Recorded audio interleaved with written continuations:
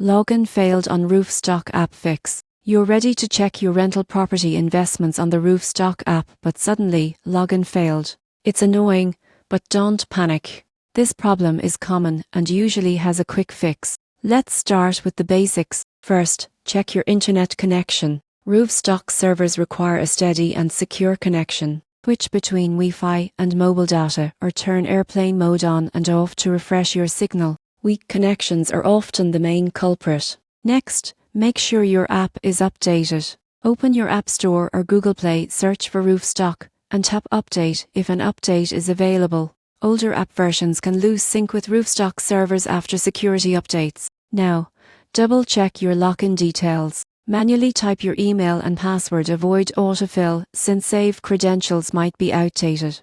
If you've forgotten your password, use the Forgot Password option to reset it safely. If that doesn't work, clear the app's cache. On Android, go to Settings, Apps, Roofstock Storage, Clear Cache. On iPhone, delete and reinstall the app. Cached data can become corrupted, and clearing it usually resolves the issue.